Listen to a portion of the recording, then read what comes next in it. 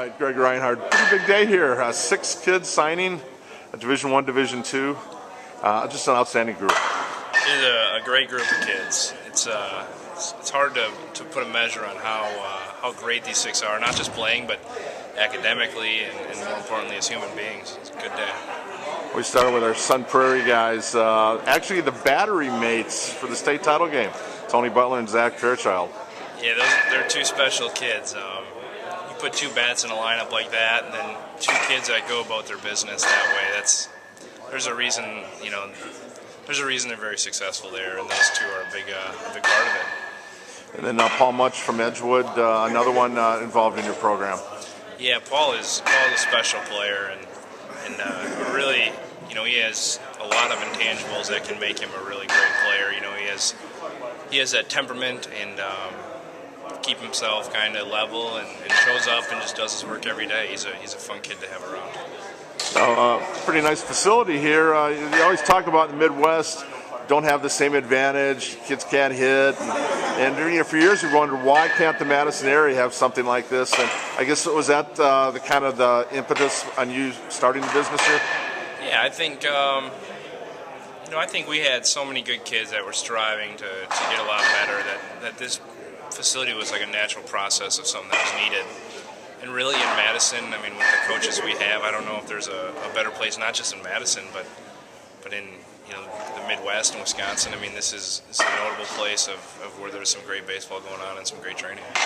And it's not just baseball; it's a softball facility as well. Yeah, we have softball rolling. We've got Lynn Anderson, the former shortstop from the Wisconsin Badgers, is out here. She's doing a lesson right now in the background. So we really would like to see both those games accelerate. In Wisconsin, baseball and softball are they're great games, and I know Wisconsin has a storied football history, and I was a football player, and basketball is good, and I think baseball can really be great for the state, for the kids and the athletes.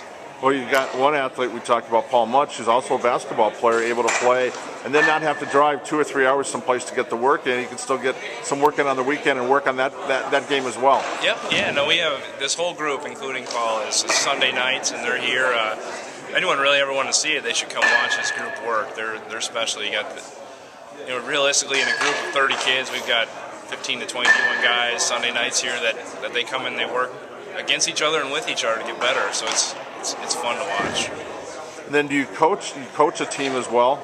Yeah, I coach the 17U team. So the 2014 graduates are my group this summer. We'll have some 2015 mixed in, and that's how the recruiting process kind of goes. They're a year to 2 years out right now, and we do our best to get our kids shown, and we make the calls and really try to help the schools recognize how great players there are in Wisconsin. We were talking earlier about how the process starts junior year, what they can send.